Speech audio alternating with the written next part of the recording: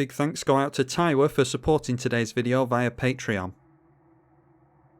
Tekuthal playing against Karador with no lands in hand is an easy decision to make. And another no-lander, excellent. Okay, and into a hand with plenty of mana, so we keep, get rid of evacuation, and a land, I think. Our opponent just starts off with a tap land at least. We get into another land, so our mana woes are over. Get down Wayfarer's Bauble on turn 1. And it is a Croson Verge from our opponent, which I'm sure they'll be cracking next turn, so could go for the Blighted Agent here. And then we can actually start swinging in next turn, assuming that they're going to crack the Croson Verge, so I'll do that. I'll hold off on the extra mana for now. Alright, and that's a Midnight Clock for us, so that's another thing that we can proliferate with. Swing in at our opponent for an attempt at some infect damage so that we can start proliferating at some point. And we do land the damage on them. And now that I've seen the Midnight Clock, I'm going to go for that as well. Speaking of having proliferate targets, we are ramping ahead this turn at least, even if it means that we're not cracking the Wayfarer's Bauble. And they do go for Croson Verge, as we assumed they would. Okay, and we saw a Shadowborn Demon come into play. So they got to destroy our Blightsteel Agent, or Blighted Agent, but it's already done its work here. Got a poison counter on our opponent. And there's another land for us, so could go for our commander, but we don't have any means of proliferating anyway, so I think just going for setting up this turn is fine. Yeah, I'm not going to crack the Wayfarer's Bauble now, because we can hold up counter magic that we don't have in our hand. Now they have to sacrifice the Shadowborn Demon, just using that as a Ravenous Chupacabra there. Alright, and now a Sun Titan from our opponent. And they're going to grab back a fetch here, I imagine. So we'll just go for the Wayfarer's Bauble, seeing as how our opponent now knows that we're not going to be countering anything. And they can ramp every turn with a Sun Titan and a fetch in the graveyard. Oh, they actually went for the Croson Verge, so they can crack that for 2 lands. Serum Snare. Yeah, we can bounce back the Sun Titan with that, but it's not going to allow us to proliferate, unfortunately. So we'll go for a 3-mana commander. And we can give this indestructible if we want to. I'm thinking we're just going to hold the Serum Snare and try and bounce something small with it next turn so that we can proliferate a couple of times. Although maybe saving that for when the Yugin's in play would be good. Now a Field of the Dead, unfortunately. That does give us a target for the Serum Snare if we want to proliferate twice though. We could put this up to 5, 6, 7, 8 on our next turn. Now we're seeing our opponent go off. That is the Gitrog monster. Not going to get rid of the Croson Verge, so maybe should have gone for a fetch if they were going to play out the Gitrog monster. Maybe they didn't know they had it though. They'll get a fetch into play here though. So Field of the Dead going to trigger a bunch. And we could remove counters from this to give our creature indestructible to give us a blocker, but I think we need to get up to the Midnight Clock as soon as possible. Cracking Windswept Heath lets them draw with the Gitrog. And a land entering triggers the Field of the Dead again, of course. So that gave them the mana for the Croson Verge, so again drawing with the Gitrog monster, and they'll make a couple more zombies with the Field of the Dead. So I'm going to put a counter on the Midnight Clock here, and we'll see what we draw into. A Cyclonic Rift, excellent. So yeah, that buys us a hell of a lot of time. We'll just let our opponent do stuff during our next turn. Might even take a hit from our opponent. They should probably go into the red zone before playing stuff during their main phase, but we could really hurt them if they decide to cast things in the first main. Playing out Godless Shrine, they shock themselves for a Field of the Dead, so we wrap up one more zombie, and they are doing things in the main phase. Solemn Simulacrum, we'll just let them do all this. They can afford to recast Sun Titan at the moment, and now we go through to the beginning of combat phase, so we'll try to overload here and hope that our opponent doesn't have anything. Alright, awesome, and that buys us a nice chunk of time, so likely see the Sun Titan here again, I imagine. But that does give us time to draw mana into the Yugin. Nope, it is a Karmic Guide, so that gets rid of the Tekuthal, unfortunately. We are edging ever closer to the Midnight Clock, though. Alright, Teferi's Ageless Insight would be really good once the Midnight Clock goes off. This is going to cost 5 mana, and then we can Serum Snare. Or we can just go for the Teferi's Insight now. Problem is, we're risking them getting rid of the midnight clock, but we'll just have to risk it here, I think, because drawing a hell of a lot of cards on our opponent is our means of victory, I think. There's nothing to say that we're going to draw into a decent 7 with the clock. So we'll see what they sacrifice here, probably the Karmic Guide. If we don't feel like going for Serum Snare, we can always just put a counter on this instead, and then we can just shuffle everything around during our next turn. I suppose if we're going to lose the Serum Snare anyway, then we should use it here. Alright, our opponent not making the same mistake again, swinging in with the 5-6 this time. Oof, and a Bane of Progress. Yeah, if our Tekuthal was in play, we could trigger the midnight clock. Oh, that's annoying. Yep, got greedy, should have got down the Tekuthal last turn. I mean, we can still try and get into the Ugin, but yeah, that's not good. Orzhov Basilica from our opponent is a bounce land, so they'll be able to guarantee a land drop next turn into the Field of the Dead. And now we see the Gitrog monster as well. So we could use the bounce spell now so that we encourage, so that we encourage our opponent to sacrifice something other than a zombie token, but they've got an additional land drop with the Gitrog, so yeah, maybe just bounce the Gitrog monster and forego the proliferate on that. Forces them to recast it. Okay, there's a land, so we're still a couple of mana away from the Ugin. Can replay our commander here though. Our opponent drops the Solemn Simulacrum again, so making another zombie token. And then buffing the demon up to a 7-8 with Night Howler. So we take 12 damage here, which is almost half of our life total. So we're praying for some fast mana here into the Ugin.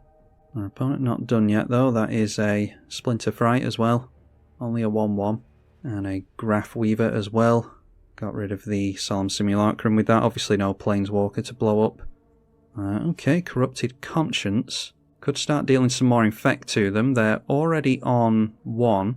Could have been 2 if we bounced something small, and then they would have had lethal on them next turn. But I think that's the move here. Gonna have to sacrifice our commander to this, but we'll be able to get them to 9 Infect and then kill them off next turn. Yeah, it could have been a much different game this if I hadn't played the Teferi's Ageless Insight. Take 1 damage to the Graph Weaver. Splinter Fright puts a Remorseful Cleric in the bin. We've still got 5 cards in hand over there. So there is a Cavalier of Night. They can destroy a creature an opponent controls. So they might as well blow up our commander here, instead blowing up their own creature. What they could have done there is left us with this, and that would have forced us to sacrifice it. But I'm assuming that they want it in their graveyard for this turn. So I'm just taking the damage here, and we just go down to 1. So in comes Sun Titan, bringing back some more mana and triggering Field more. And finally down to only 2 cards in hand. We have been way too slow here. So we'll reach out to our opponent, say good game, and I will concede it there. Don't want my opponent playing around too much next turn, so we'll just call it quits there. And we'll try another one. We'll give this another whirl against Urza this time. Much better opening hand. And we're on the play, so we keep. No turn 1 duress or anything from our opponent. Another Planeswalker for us. So it's the obvious play of Arcane Signet here. A rock from our opponent as well. Into Lightning Greaves for us. I think we focus on further ramp with the Solemn. An Ethereum Sculptor for our opponent. Followed by a Cranial Plating and a Steel Overseer. So they've got themselves set up quite nicely there. Luckily we've got a chump blocker for now. There is a means of proliferate in Sword of Truth and Justice. We have to be able to deal damage to our opponent, which we won't necessarily be able to against the Urza's Constructs and the Steel Overseer. So I think we go for Jace. And then we go for the Scry and a draw. Nykthos is fine to keep on top. We can make that our land for the turn. So if we can get into a land next turn again, the Nykthos will be able to tap for 4 blue mana after Tekuthal comes out, which means we can play the Sword of Truth and Justice. Our opponent drops the Urza, as you would think. So going to be able to deal 1, 2, 3, 4, 5 damage to the Jace. Throwing it on the Ethereum Sculptor. Oh, and putting a plus counter on now. I thought they'd wait until after the Construct comes in. So Jace is dealt with. There's a land for us, so we would have been alright there. But we can get down the Sword of Truth and Justice anyway here, so let's do that. And we can start proliferating, which our opponent actually sees to benefit more from here. Alright, so deciding to attack him with their 2 big creatures here, I imagine. They can swap the cranial plating around at instant speed for double black, which is what I dare say they're looking to do. They put a plus counter on everything with the Steel Overseer, which I think they should be waiting until the end of their turn for. They could do it on our turn. We will not block, because I want to have double blockers up for maybe Teferi, Master of Time, next turn. Or not, there is a Vindicate, so our opponent's got it all this game apparently. So we see a Baby Jace instead. See what we can draw into with the Baby Jace. That is a Teferi's Ageless Insight, which will be good if we can keep this in play, which I doubt we can. So tap down the Nykthos for 4 mana, and we'll get down the Teferi, Master of Time. And we can give Tekuthal Indestructible by removing some counters from the Teferi. Means that we can't phase anything out, but we'll draw and discard here. Okay, there's another Planeswalker in Mordenkainen. Just get rid of the Greaves, I think. And we'll pass the turn around again. So our opponent's just been too fast for us here, really. We could remove Menace from our opponent's creatures by phasing out the Urza. We'll see how our opponent decides to attack. Bident of Thassa encourages them to go in at us directly because they need to deal damage to a player to draw with that. So let's see how they attack first of all. Not much point in trying to phase out an attacker because they've got massive creatures already. Multiple of them. Okay, so the Ethereum Sculptor swings in at us. So we can say that's alright. They've still got double black held up for the cranial plating, annoyingly. Plus counter on each of their things again. Yeah, it's annoying because we have to remove 3 counters from this to phase out. And that means that we don't have enough counters to go for the Tekuthal. Unless we want to kill off our creatures here, our planeswalkers even. So the question is, do we give up on Baby Jace or the Teferi? Let's go for Urza. So now their creatures don't have Menace anymore.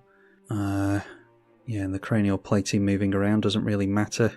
So we can only make 1 block if we want to keep the Tekuthal in play. We'll protect the Teferi, I think. Seeing as how we can draw more with that, we can obviously activate it on multiple turns.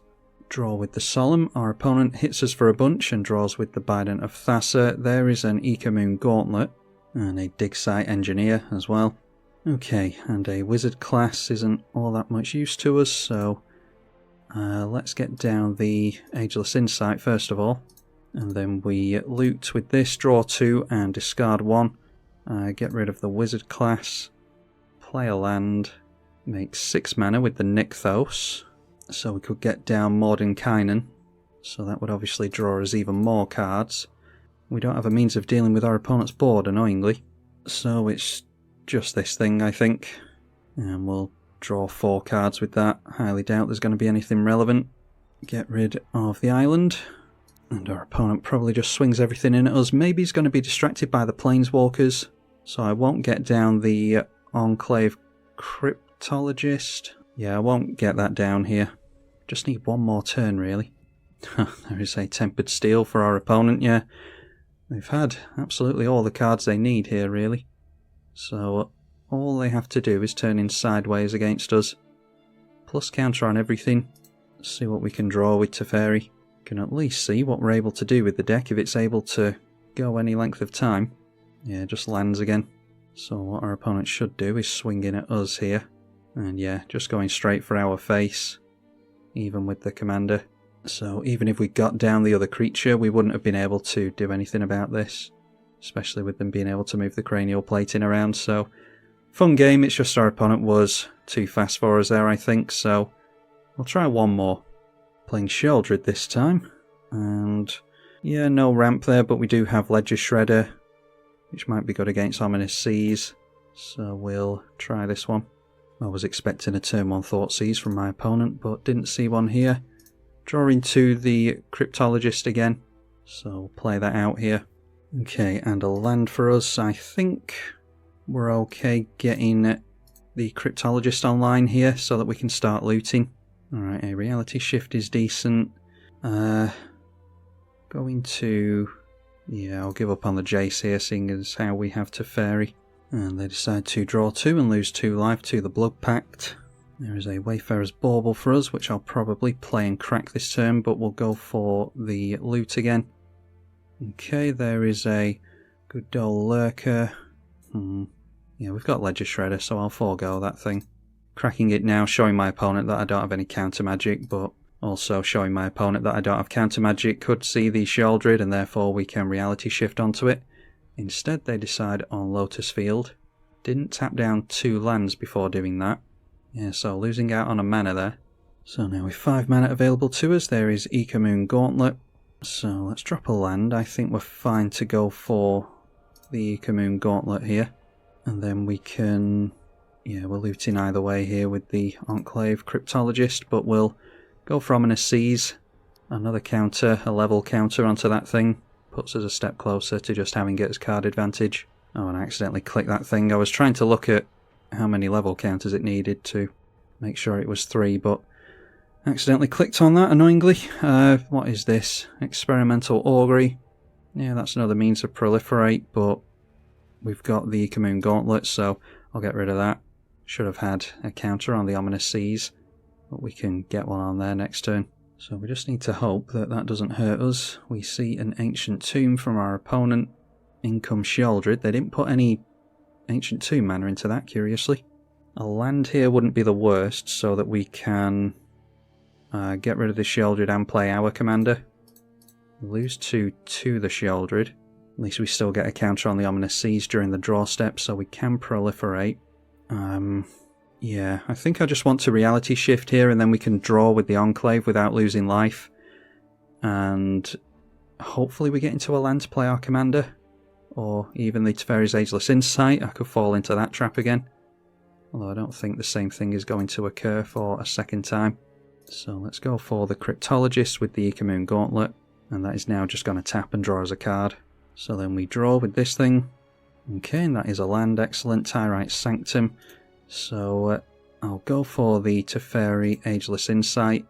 Even though we're not going to be able to swing in with our commander next turn because of this, it means that we can potentially go for Indestructible onto our commander, remove some counters from the Ominous Seas, and next turn we'll be able to draw a decent chunk of cards as long as this thing survives, which against mono black it might not, but it's good with Teferi as well. We could even go Teferi, untap the lands and get down our commander, but then we won't be able to hold up its ability, so yeah, all depends on what happens during this next turn cycle really. Maybe they just slam down Sheoldred again. Yeah, and with the Teferi's Ageless Insight in play, that's going to do a lot of work for them. So drawing into an answer for Sheoldred is the plan here. And we just hope that we can outrace them. Hitting us, I think, yep, that's a 2/2 manifested creature, which if it's a permanent, they can turn face up once they've got the mana for it. They have to discard to hand size here as well, because they're not playing cards from their hand. And that is a Lich's Mastery, which goes infinite with the Sheoldred if you're not careful. A Blighted Agent is good as well. So let's see here. Do we want to get Ledger Shredder and Blighted Agent on the go? If we do, then we could always go for Teferi first. But this will be on 4 loyalty then, which means the Sheoldred can hit it. So maybe it's best getting down Tekuthal first. No ramp this game is hurting us really. I don't think there's any harm in going for the card draw now. Yeah, we'll draw 2 cards now. Lose 4 life. There is an Ugin. We see Mu Yanling as well. Can put a 4/4 in the way with that. Yeah, so let's just get down the Tekuthal here, I think.